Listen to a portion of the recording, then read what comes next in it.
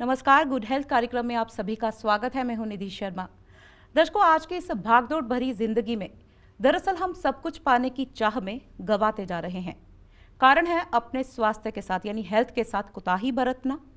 कुछ चीज़ें हमें महसूस होती हैं, थकावट महसूस होती है, या कुछ और तरह के सिम्टम्स रोज़मर्रा की ज़िंदगी में।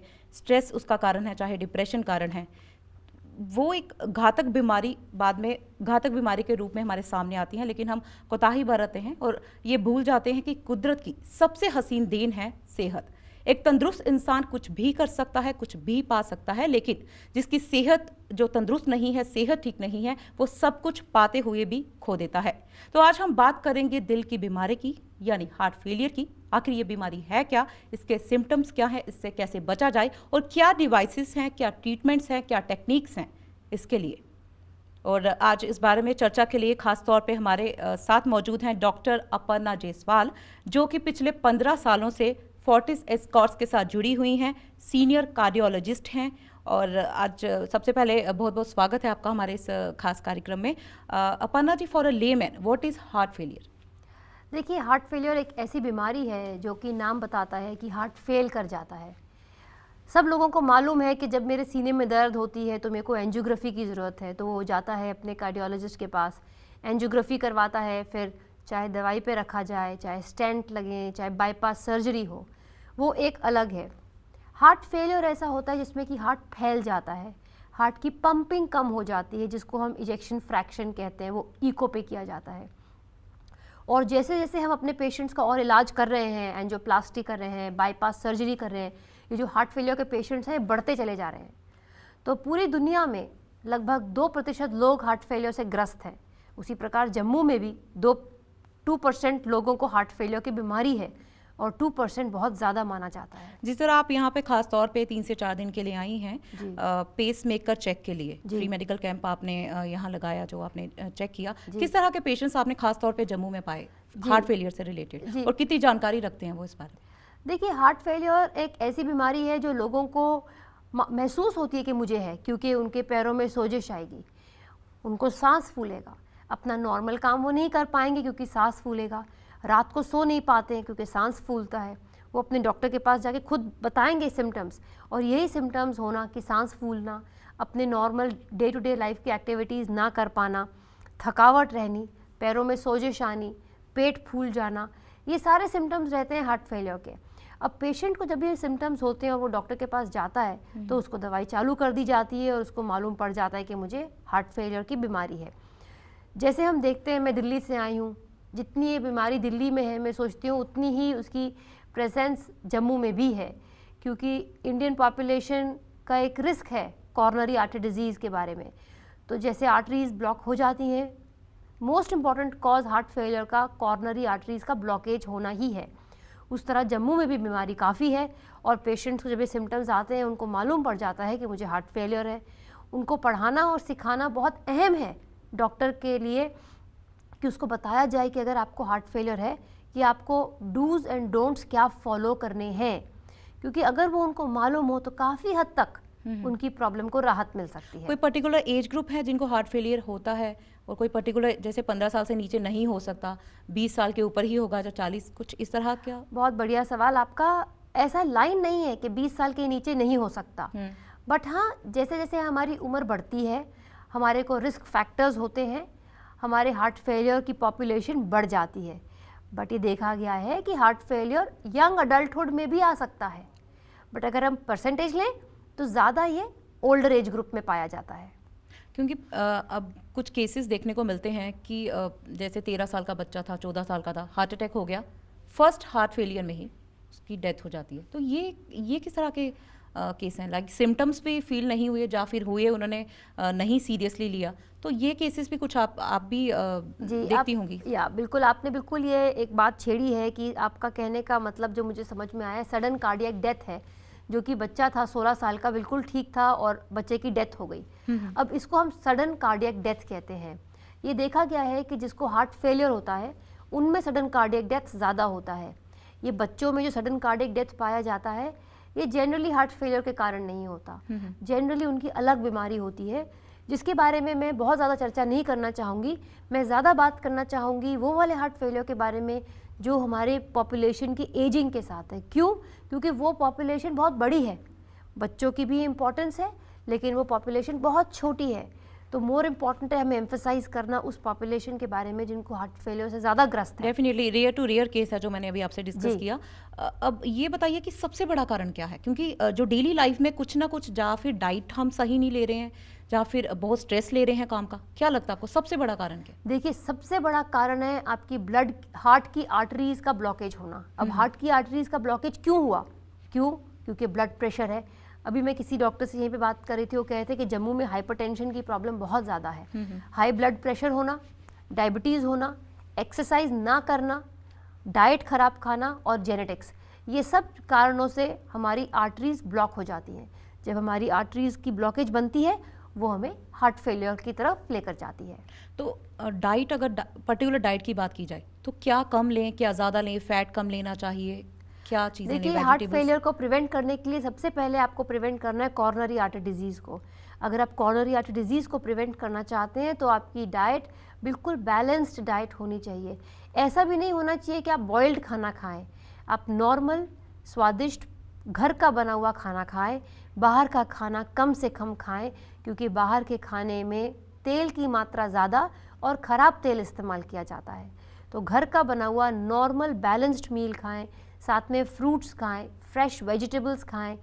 That is the ideal kind of meal. और एक और चीज़ डॉक्टर पन्ना पूछना चाहूँगी, क्योंकि आजकल पेस मेकर को लेकर लोगों में भिन्न भिन्न प्रकार की भ्रांतियाँ हैं कि अगर हार्ट फेलियर हुआ है तो पेस मेकर डलेगा ही। तो इस चीज़ को लेकर भी उन्हें एक डर सा बना रहता है, नहीं पेस मेकर डलेगा तो हमें नहीं जाना डॉक्टर के पास, हम ऐसे ही वॉक करेंगे, जा कुछ चेंजेस करेंगे तो हम, तो ये पेस मेकर क्या डलता ही डलता है? फर्स्ट हार्ट फेलियर है तो भी डलेगा? बहुत बढ़िया सवाल आपने उठाया। देखिए, जिस मरीज़ को हार्ट फेलियर हो जाता है वो अपनी एक्टिविटीज़ ऑफ डेली लिविंग नहीं कर सकता। वो चाहता है कि उसकी प्रॉब्लम सॉर्ट आउट हो, बार बार अस्पताल में भर्ती होना, सांस ना ले पाना, पैरों में सोजिश आना, वो चाहता है कि राहत मिले। बट उसको राहत मिलती है, पहले हम समझाते हैं कि आप पानी कम पीजिए, नमक हल्का लीजिए, लगातार वॉकिंग जितनी कर सकते हैं करें, लगातार दवाई लीजिए। इन सब चीज़ों से भी अगर पेशेंट को राहत ना मिले, पानी कम लीजिए।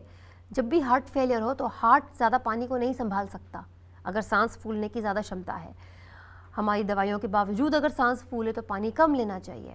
इन सब चीज़ों के करने के बाद भी कुछ पेशेंट्स होंगे जिनको बार बार अस्पताल में भर्ती होना पड़ता है।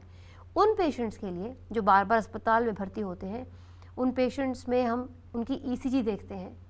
ईसीजी आप लोग जानते हैं, उस ईसीजी में एक स्पेसिफिक डिफेक्ट देखते हैं, और अगर वो स्पेसिफिक डिफेक्ट होता है तो उन पेशेंट्स को हम पेसमेकर के लिए समझाते हैं।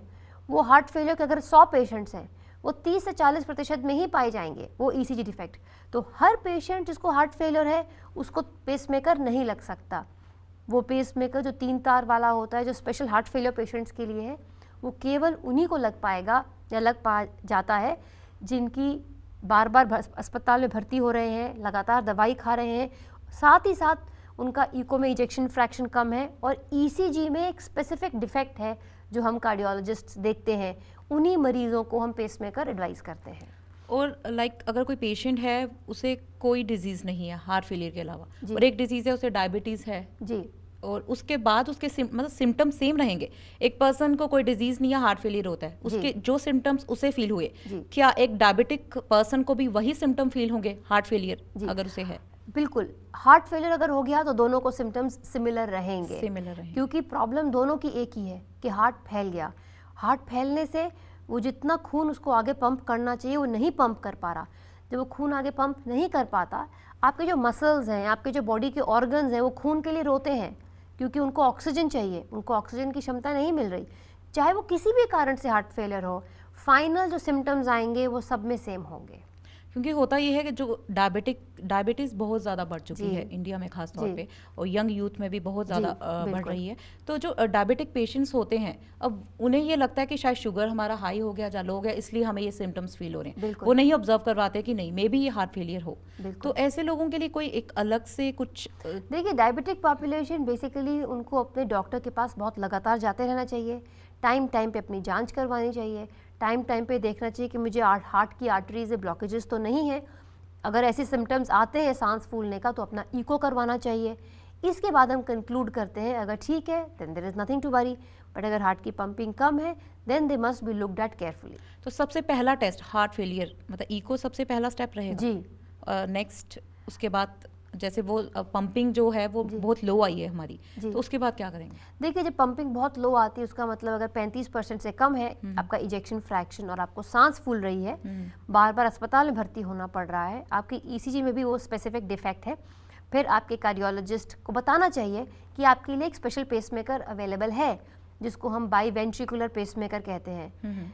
ये देखा गया है कि ये वाला पेसमेकर जब दिया जाता है 80 से 85% लोगों में राहत मिलती है।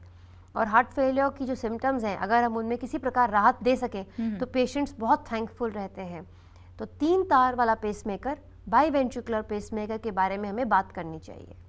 तो ये टाइम पीरियड होता है चेंज, कितनी पर्टिकुलर टाइम के बाद इसे चेंज करना पड़ेगा हमें? जी, पहले हम हर 6 महीने में पेशेंट को बुलाते हैं, 4 से 6 महीने में हम पेसमेकर उनके चेक करते हैं। हर 4 से 6 महीने में चेक करते हैं, वो हमें बहुत कुछ बताता है कि पेशेंट की हार्ट का रेट कैसा रहा, उसकी पेसिंग कैसी रही, उसकी बैटरी की फंक्शन कैसी है। और ये बैटरी पे चलते हैं, लगभग 5 से 8 साल तक इनकी बैटरी चलती है। जब बैटरी ख़त्म होने वाली होती तो हम उनको बताते हैं कि आपका पेसमेकर बदला जाएगा। तो पूरा पेसमेकर बदला जाता है ऐसी सिचुएशन में, सिर्फ बैटरी नहीं बदली जाती। और अगर कोई पेशेंट भूल जाता है चेकअप करवाना, पेसमेकर उसे डला हुआ है, तो ऐसे में क्या कॉम्प्लिकेशंस हो सकती हैं? जी, हिंदुस्तान में अक्सर ऐसा होता है, स्पेशली तभी मैंने खास तौर पे ये सवाल पूछा आपसे। जी, और छोटी जगहों से जो लोग आते हैं वो सोचते हैं पेसमेकर बैटरी लग गई या भूल जाओ इसके बारे में, बट ऐसा नहीं करना चाहिए क्योंकि जिस पेशेंट को पेसमेकर लगा और उसको राहत मिली और उसकी बैटरी ख़त्म हो जाएगी वो फिर हार्ट फेलियर में वापस चला जाएगा, तो उसको प्रॉब्लम्स बहुत बड़ी बन सकती हैं। इसीलिए हम कहते हैं कि हर 4 से 6 महीने में अपनी बैटरी चेक कराना अहम है, स्पेशली उन पेशेंट्स के लिए जो हार्ट फेलियर के लिए है। तो पेसमेकर डल गया उसके बाद भी प्रॉब्लम आ सकती है, चेकअप भी करवा रहे हैं लेकिन आपने कहा हम रीडिंग चेक करते हैं। बिल्कुल। अगर वो कॉम्प्लिकेटेड है, नहीं मैनेज हो रहा है, तो उसके बाद क्या आगे का क्या रहता है? जी, मतलब जो हार्ट फेलियर एक प्रॉब्लम है वो बड़ी प्रोग्रेसिव है और बहुत तंग करती है कुछ लोगों को। अगर हमने पेसमेकर लगा दिया और मैंने बताया कि 80 से 85 में हेल्प करती है, इसका मतलब 15% ऐसे लोग हैं जिनको वो सक्सेसफुल नहीं हो पाती। अब उन पेशेंट्स को हम फर्दर हम यही समझाते हैं कि आप पानी कम लीजिए, फर्दर वही सारी बातें होती हैं, दवाइयों को बढ़ाया जाता है। उसके बावजूद भी अगर नहीं होता फिर हम पेशेंट को हार्ट ट्रांसप्लांट के बारे में बताते हैं कि हार्ट ट्रांसप्लांट के बारे में आप सोचिए। और भी डिवाइसेस आती हैं लेकिन वो बहुत महंगी हैं इंडिया में, जिनको हम लेफ्ट वेंट्रिकुलर असिस्ट डिवाइसेस बोलते हैं। बट ये सब बातें, पैसा एक चीज़ है बट हमें पेशेंट को थेरेपी बतानी चाहिए हार्ट ट्रांसप्लांट के बारे में, लेफ्ट वेंट्रिकुलर असिस्ट डिवाइस के बारे में, क्योंकि life is very precious. And because लोगों को खास तौर पे ये रहता है कि जो हार्ट के डिजीज़ हैं उनमें इंडिया में जो टेक्निक्स हैं जैसे कार्डिक इलेक्ट्रोथेरेपी है उसकी भी नॉलेज नहीं रहती है। उन्हें लगता है कि पेसमेकर के बाद अगर हमारा मैनेज नहीं हो रहा है घबरा जाएंगे, क्योंकि जैसे हमारे जम्मू में ही बहुत ज़्यादा अभी तक इसके लिए टेक्निक्स नहीं है हमारे पास, लेकिन जैसे दिल्ली है, आप ही काम करती हैं, तो वहाँ पे और क्या क्या डिवाइसेस हैं जो हार्ट फेलियर के लिए कारगर साबित हो सकते हैं? देखिए हार्ट फेलियर की डिवाइसेस जो है, पहले तो पेशेंट्स को ये नहीं समझना चाहिए कि ये हमारे में कामयाब नहीं होंगी। अगर सही पेशेंट पिकअप किया जाए और लगाया जाए तो बहुत राहत मिलती है पेशेंट को। And they come and thank us, they are very happy कि अब मुझे भर्ती नहीं होना पड़ रहा, मैं इतना कुछ कर पा रहा हूँ। तो जैसे हमने बात करी कि एक कार्डिक रीसिंक्रोनाइजेशन थेरेपी है, उसी तरह से एक और मशीन होती है जिसको हम ICD कहते हैं, इम्प्लांटेबल कार्डियोवर्टर डिफिब्रिलेटर।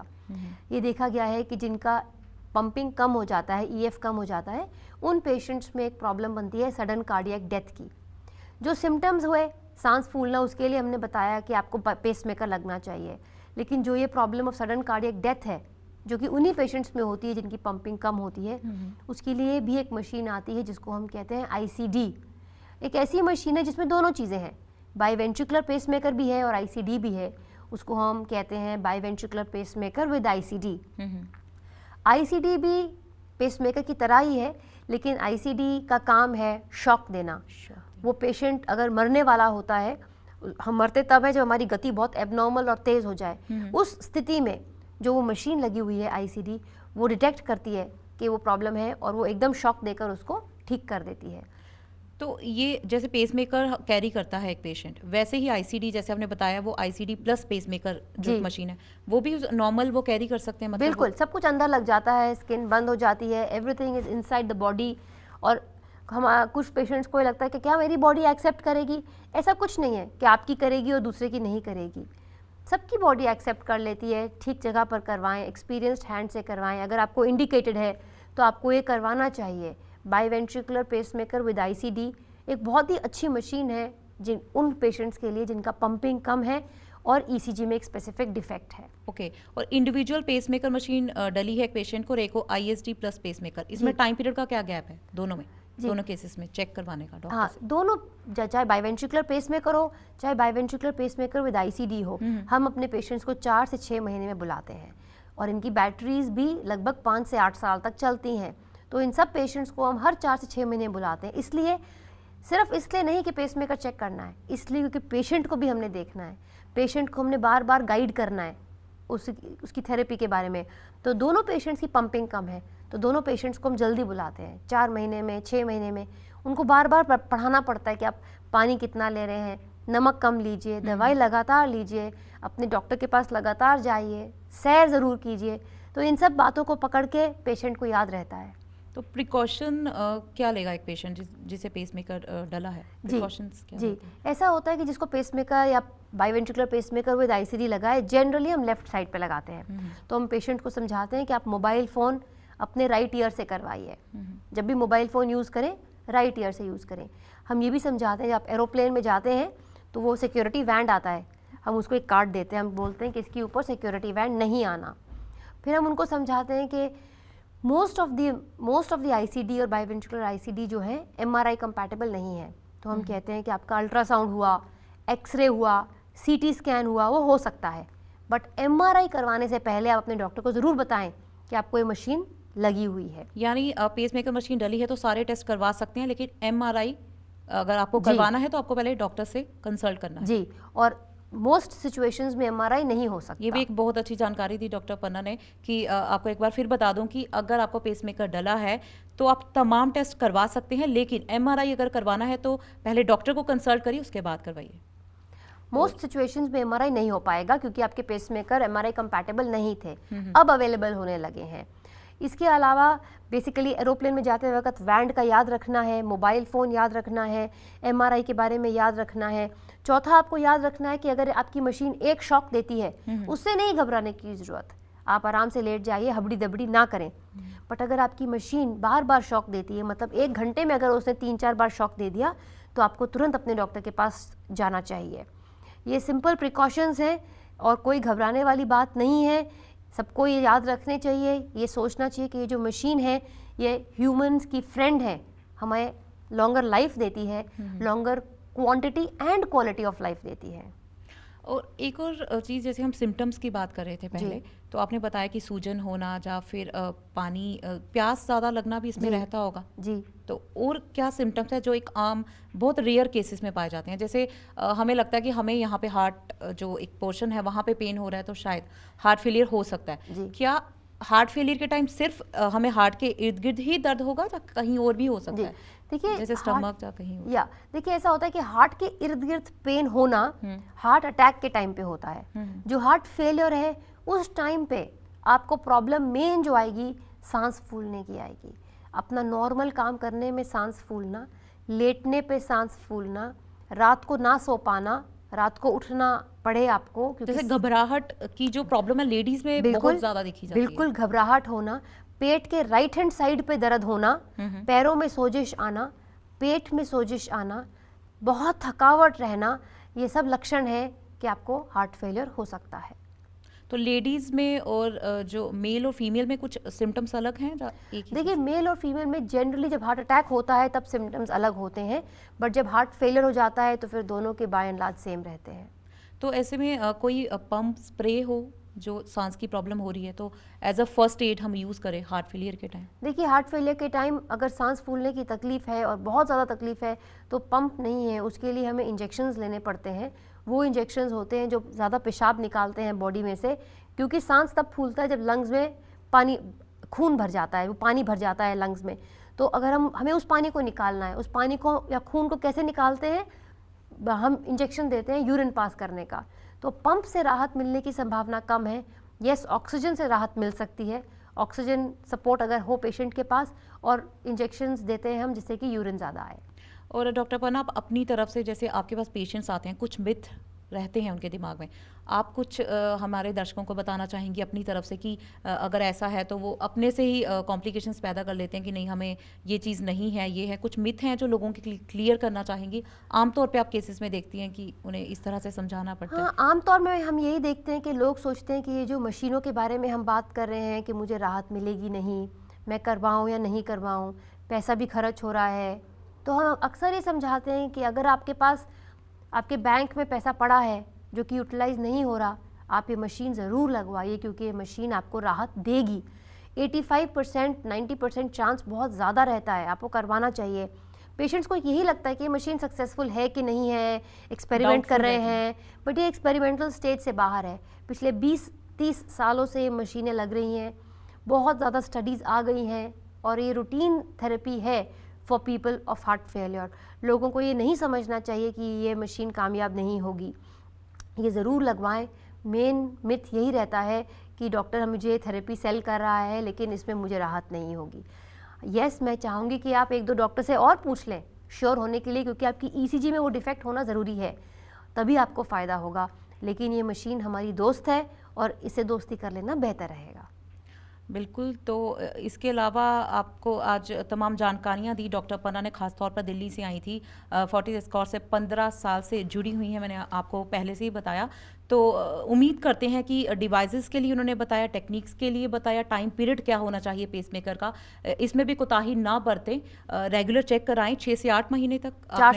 4 से 6 महीने के बाद आपको रेगुलर चेकअप करवाना है। और अगर सांस फूलना, इसको हल्के में ना लें, सूजन आती है, जब पेट में कोई भी किसी भी तरह की कोई दिक्कत आती है तो आप कंसल्ट कर सकते हैं डायरेक्ट डॉक्टर को। अपने स्वास्थ्य को हल्के में ना लें, कोई परीक्षण ना करें, डॉक्टर को कंसल्ट करें, और घबराने की ज़रूरत नहीं है, बहुत सी टेक्निक्स आ चुकी हैं।